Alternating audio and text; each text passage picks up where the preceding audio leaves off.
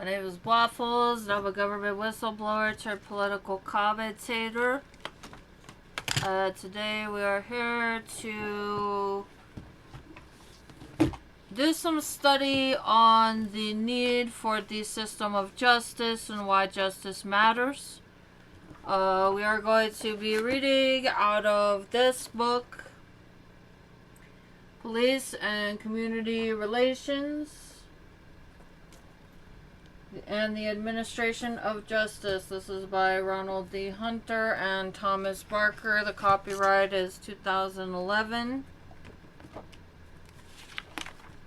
We're going to continue our reading until roughly around 5:30 Mountain Standard Time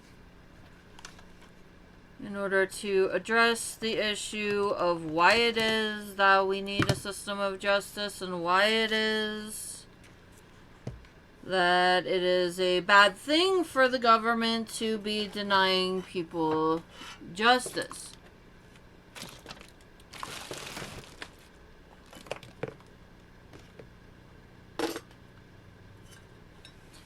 For those who don't already know, I am dealing with some medical issues. My body has been having an autoimmune response to a virus, resulting in sudden loss of sight. So I am visually impaired.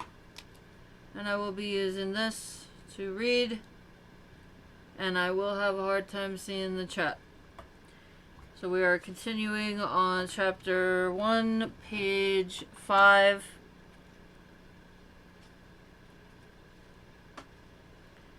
We just got done reading through the Bill of Rights in the United States law. I'm now going to continue reading. We view civil rights as moving beyond the basic necessities for survival to include equal participation in democratic elections, equal access to legal institutions, and equal protection by the government from both governmental and private abuse. Freedoms from government oppression or intrusive practices, also known as civil liberties. We will discuss this in more detail in a later section. The extension of these rights based on gender and physical disabilities was interpreted as being covered by the Bill of Rights during the 1970s. Sexual orientation was included during the 1990s. Federal civil rights violations may be investigated by the Civil Rights Division of the U.S. Department of Justice, by the Federal Bureau of Investigation, FBI, by civil suits filed by individuals, or by complaints filed with the U.S. Commission on Civil Rights. They may also be enforced by lawsuits and criminal prosecutions filed under the constitutional protections of the states. Justice defined. While everyone has his or her own concept of justice, usually determined by what we think is best for us, it is not as easily defined as one might think. According to Crank 2003, efforts at clarity tend to conflict with concerns over inclusiveness. Definitions are also determined by the perspective of the viewer. Riemann 2007 argues that our system of justice is biased against the poor and is therefore not just. Lawyers tend to view justice as the obligation that the legal system has toward the individual citizen and society as a whole. A common definition views justice as a concept involving the fair, moral, and impartial treatment of all persons. Wikipedia 2007. To ensure that justice is seen from the relevant perspective of policing, we define justice as the fair and equitable application of the rule of law by agents of social control, regardless of the socioeconomic status of the individuals concerned. While we admit that this is a rather idyllic view, we argue that it is, indeed, what a free society should strive for. To accomplish justice, we feel that there are 6 components that the administration of justice must contain. And these are all bullet points, so they don't have numbers on them. The first one is going to be compliance with the rule of law. Codified legal standards must exist and must be followed. As noted in the 14th Amendment of the U.S. Constitution, citizens can be deprived of life, liberty, or property only by due process of law. Equity. Laws must be applied in an equal manner to everyone subject to them. In addition, every person must be allowed equal access to the legal system. This is a subject of great debate in regard to the U.S. criminal justice system and even greater debate in regard to the U.S. civil justice system. Fairness. Laws, as well as their application, must be fair and not single out groups or individuals for arbitrary or unfair treatment. As with equity, fairness is not easily monitored and can often become lost in legalities and legalese that govern the system's operations. Accessibility. There must be allowances for those individuals who do not have financial recourse to receive competent legal advice and support. This is dealt with in the criminal justice system by provisions for indigent defense. However, this is one component in which the U.S. civil justice system is very much lacking. Effectiveness. The system must work for common citizens in actuality as well as on paper. Like beauty, effectiveness is in the eye of the beholder. How well the U.S. justice system accomplishes this need is even more hotly debated than previous components.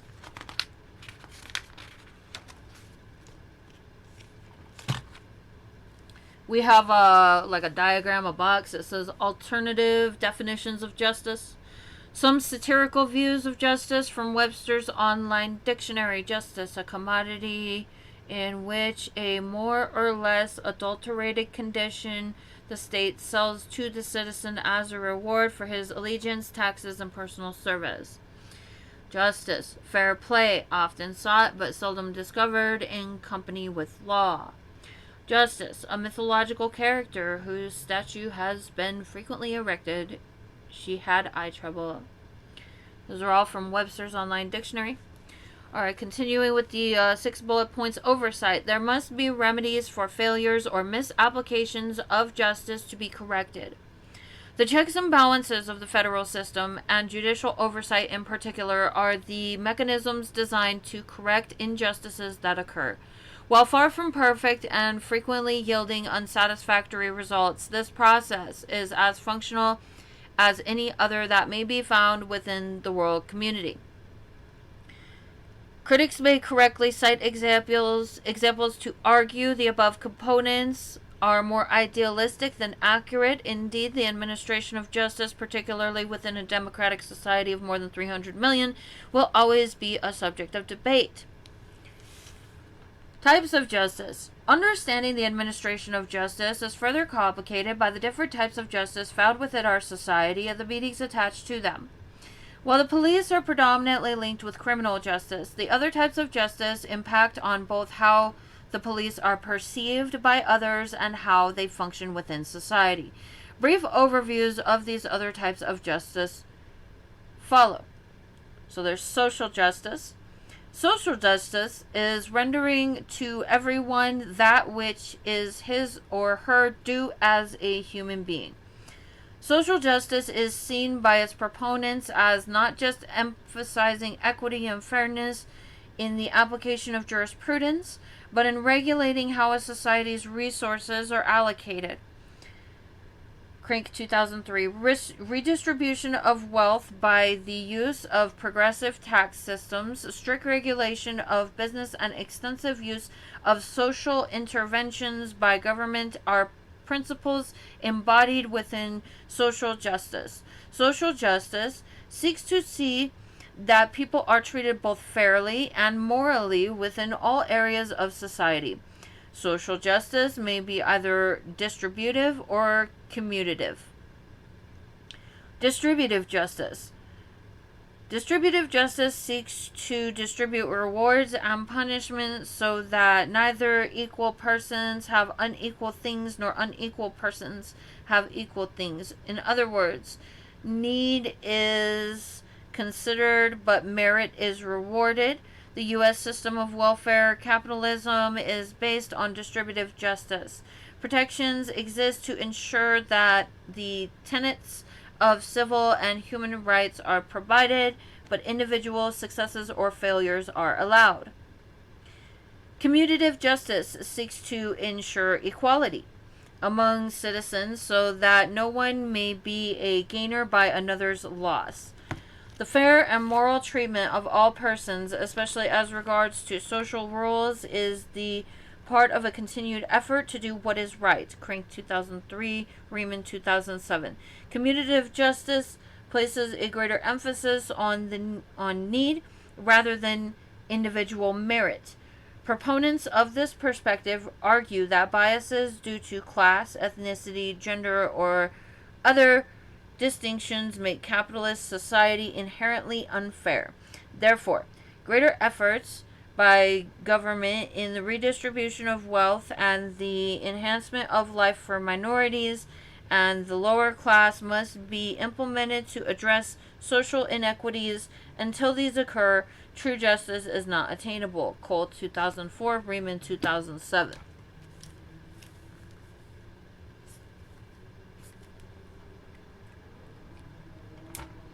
Civil justice. Civil justice is the legal system that regulates relationships between individuals. Distributive and commutative aspects do exist within the civil law system. However, the focus of civil law is to regulate non-criminal behaviors within society. Redress for harm from another's actions is not by criminal prosecution, but by seeking legal intervention to regain that which was lost due to another's improper actions and or to prevent further harm. Monetary compensation may be for the harm that was incurred. Punitive damages may also be awarded. Due to the complexities and costs of successful litigation, it is in the areas of civil law that the poor and the middle class are more likely to experience inequitable treatment. The civil legal system is concerned with torts, private wrongs that are not deemed to be criminal. However, in cases of evictions and foreclosures, police officers, especially duty sheriffs, may find themselves involved. Ill feelings and frustrations from civil actions may also lead to criminal activities on the part of those who they feel that they have been wronged. Administrative law rules and regulations followed and or enforced by governmental agencies are also dealt with by the civil law system. Some behaviors, such as cheating on your income tax, violating another's civil rights, and insider trading, may have both civil and criminal components. Restorative justice. Yes, yet another type of justice that may not involve the criminal justice system, it may or may not involve the criminal justice system, is the practice of restorative justice.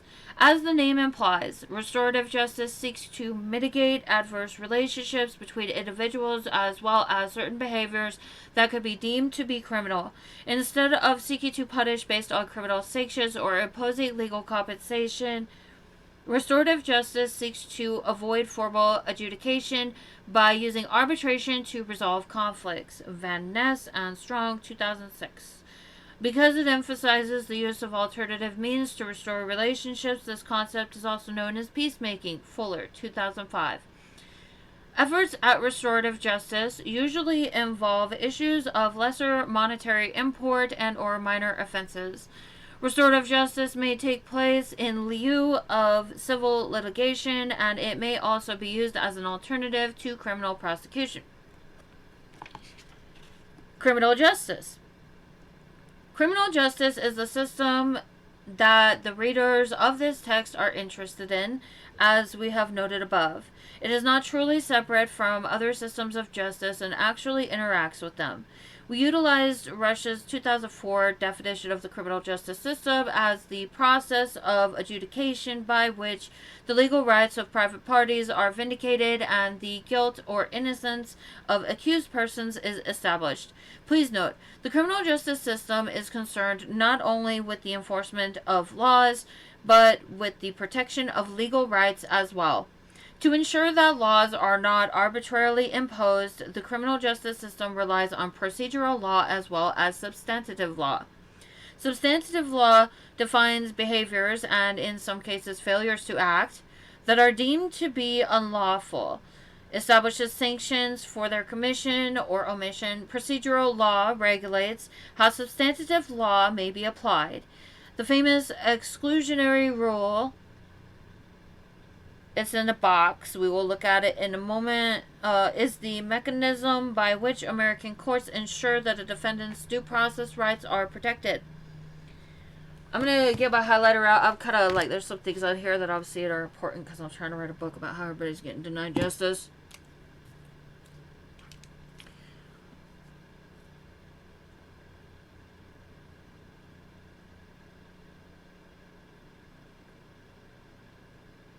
This is a failure to act. This is what I am concerned about. Get a red pen.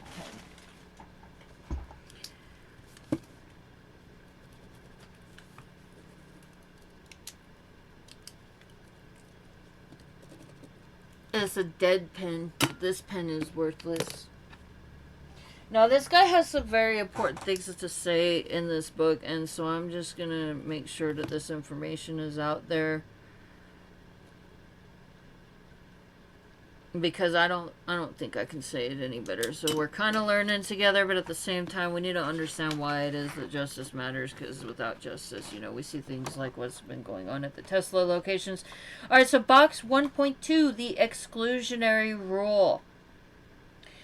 In 1914, the U.S. Supreme Court ruled in Weeks v. United States that evidence illegally obtained by federal officers must be excluded from admission at trial. In 1960, this rule was extended to state and local officers in the Mapp v. Ohio ruling. The exclusionary rule not only prevents evidence obtained from unreasonable searches and seizures from the admission in trials, it also ensures that judicial integrity and faith of citizens are upheld. The protections of the Fourth Amendment, as enforced by the exclusionary rule, are also known as the fruits of the poisonous tree doctrine. Searches, arrests, confessions, and other evidence-gathering activities that are obtained through improper or illegal techniques are deemed to be poisonous and must therefore be suppressed to keep the entire legal process from becoming tainted. There are exceptions to the exclusionary rule in United States v. Leon. The U.S. Supreme Court ruled that evidence seized on a search warrant that was subsequently invalidated could not justify the substantial costs of exclusion. The key to this exception is that the efforts were indeed reasonable and in good faith. Good intentions are not enough. Another exception to the exclusionary rule is the inevitable discovery rule. This rule was established by the U.S. Supreme Court in Wong Sun v. United States. This rule allows the admission of evidence if it would have been found and discovered legally at a later time. The mission of a criminal justice system. I hope we're starting to get to some of this meat and potatoes that I'm looking for. Having reviewed several pages pointing out the complexities of justice, the reader may legitimately ask, what then is the purpose of a criminal justice system? The answer is simpler than our previous discussions may suggest. In a nutshell, the U.S. criminal justice system exists to apply the rule of law as a means of providing social stability. We're gonna highlight that.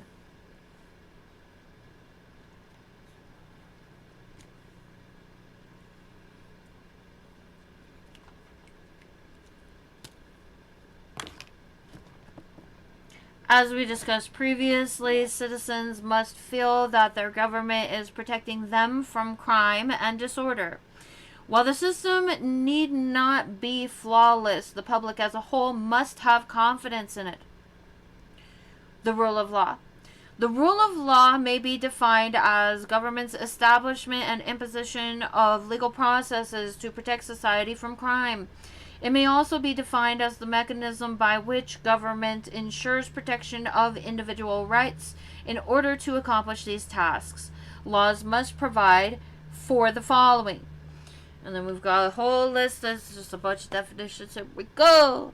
Vengeance/retribution. When civilization evolved from tribal states to nation states, government assumed responsibility for enacting vengeance on behalf of victims of crime. No longer would the strong be allowed to prey upon the weak, nor would victims or their families be permitted to conduct blood feuds to avenge themselves on those by whom they had been harmed. To keep citizens from taking the law into their own hands, that's a common argument as to why it is that we need a legal system. So that's in quotation marks. Because without justice, people have a tendency to take the law into their own hands. And I am not endorsing that in any way. We're having an educational moment. Agents of social control must exact vengeance on behalf of victims. Atonement. Under the rule of law, those who commit crimes against others are seen as committing crimes against the state. In order to be allowed readmission to law-abiding society, offenders must atone for their crimes. The crime justice process is the means by which criminal offenders pay their debt to society. While many ex-convicts might rightly argue otherwise, having been punished theoretically enables offenders to resume their place in society. Deterrence or prevention. These are reasons for having a system of justice. The fundamental premise of the classical system of justice is that the imposition of punishment prevents further crime from occurring. Specific deterrence is the idea that by having received punishment, the offender will decide that the crime was not worth it. General deterrence is the concept that others contemplating similar crimes will be dissuaded from doing so by seeing the punishment of previous offenders. Hunter and Dansker, 2005. Experienced police officers can point to the recidivism of offenders to question how well these premises work, but deterrence remains as the mainstay of the U.S. justice system. The next one is treatment. As part of the system's concerns to rehabilitate offenders so that they may re-enter society and live productive lives, treatment is also an important component of justice in America. Like deterrence, the impacts of treatment are often disappointing, but fundamental fairness and social justice require the treatment be provided. Whether the treatments provided are appropriate or adequate will continue to be subjects of debate. Incapacitation.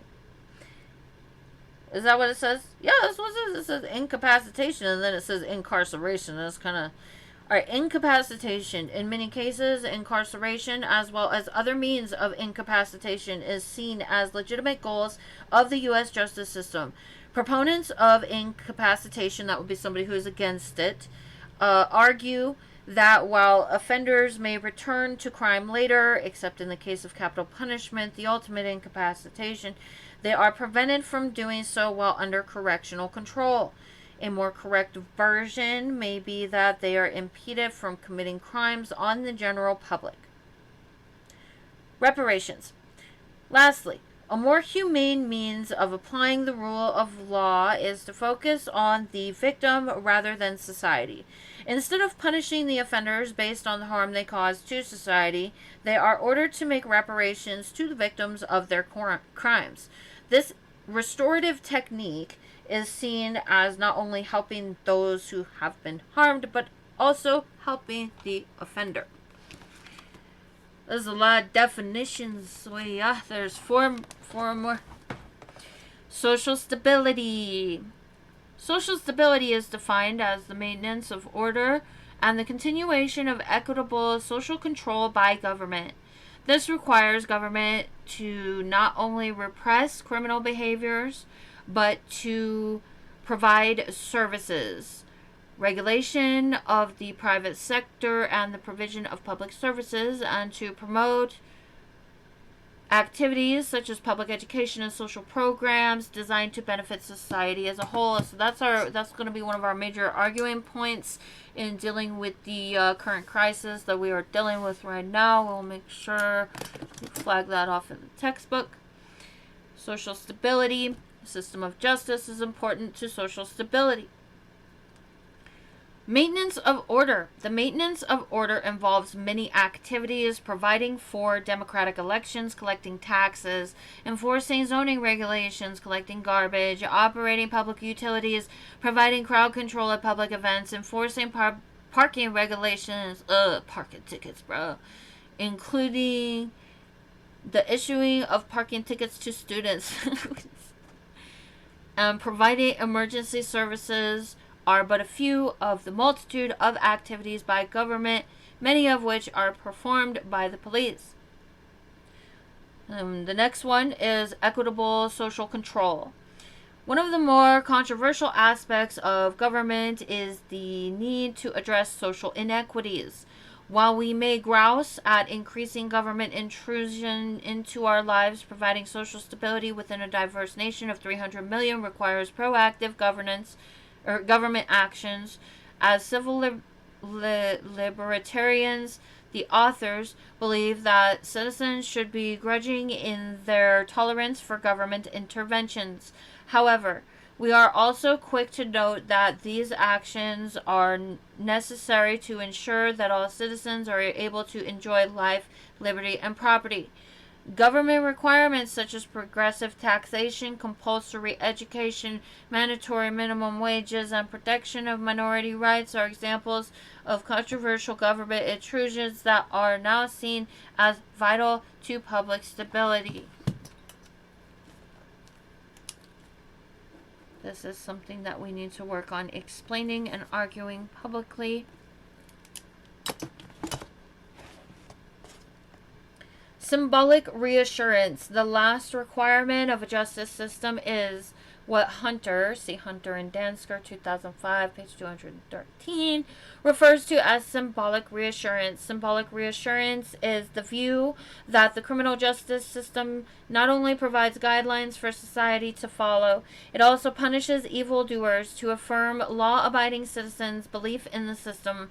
Universal conformity is not attained through threats of prosecution, but by reassuring law-abiding citizens that the system of justice is working. As long as a few offenders get occasional punishment, the more severe the better. The public, especially the middle class, will remain compliant, even if they are not totally satisfied. Taken to an extreme, this concept implies that as long as the public perceives that something is being done, even if it later proves to be faulty, the public will, for the most part, remain supportive. Is 512. We're getting into another section now.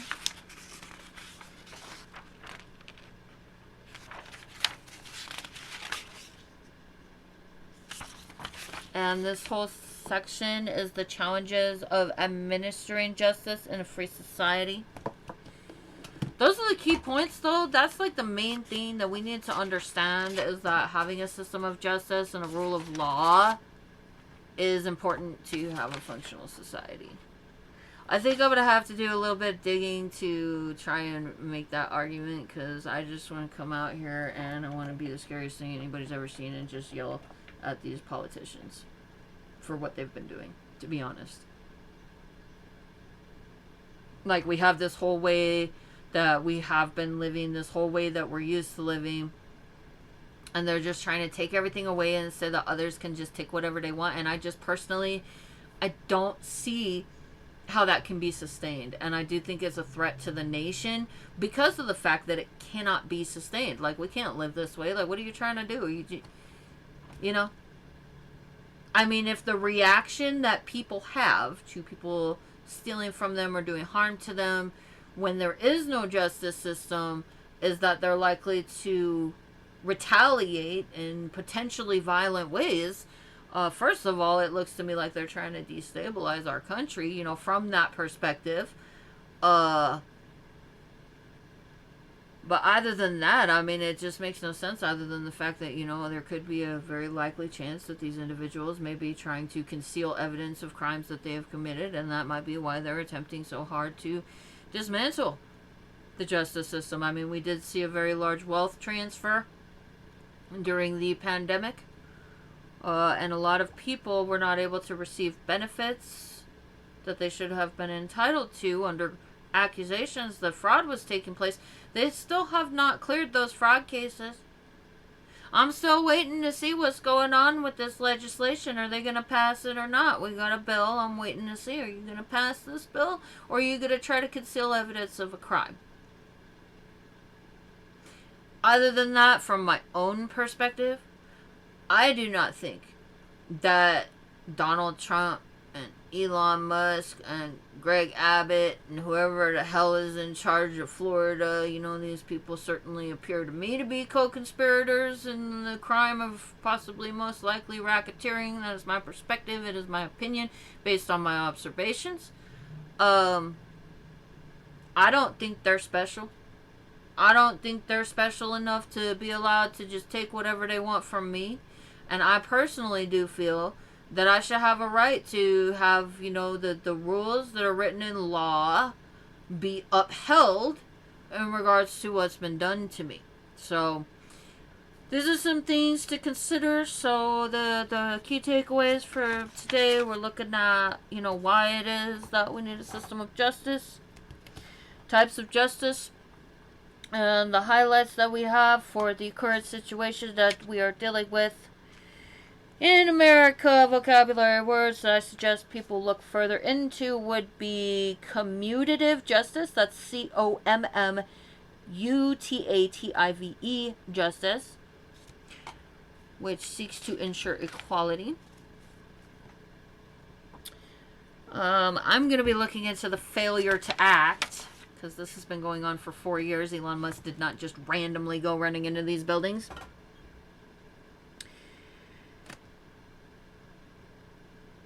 The purpose of the justice system, particularly in regards to criminal justice, the U.S. criminal justice system exists to apply the rule of law as a means of providing social stability.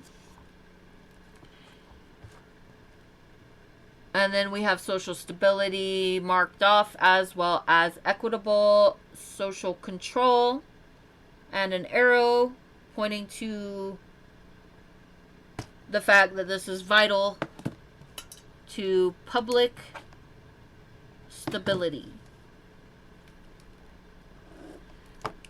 So that's where we're at in today's reading. We are trying to figure out what it is that we're going to do to defend our system of justice if our government fails us yet again, which from my own perspective, yes, I'm grateful that we have politicians that are out here yelling and doing things to deal with the situation, but at the same time, I don't see the problem getting fixed.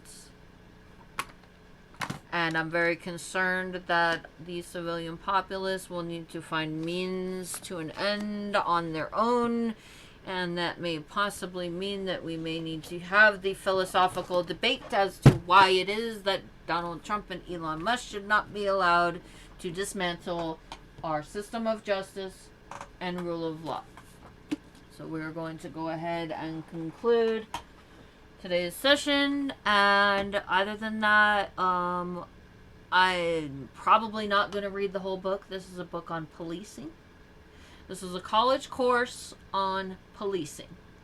So we're not here to learn how to be cops, but we are here to try and understand better the system of justice. And again, the author brings up some very good points as to why it is that the system of justice is so important. So that is why we're studying this. And once we hit that point where it starts getting into cop stuff, where it's like how to drive a cop car or whatever the hell, I haven't read the whole book, that is when we're just going to check out of that book, and I'll just quit running these live streams. So I'm going to go ahead and get out of here. I appreciate anybody who took the time to stay around. What's up, Boba? How's it going? How you doing?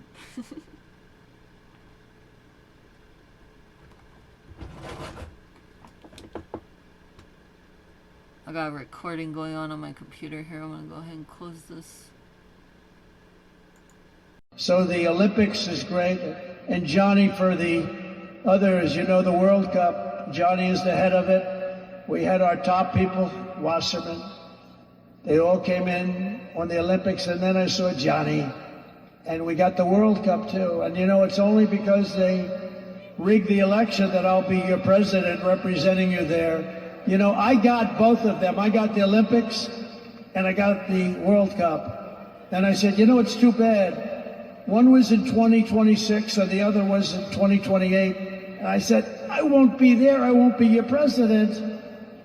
But then they rigged the election, and now we won, so I'm going to be your president for the Olympics and for the World Cup. So, Johnny, thank you for the World Cup, and everybody, thank you for the Olympics. We're going to have a great time. Hey, guys, don't forget to like, share, subscribe, and comment to my videos.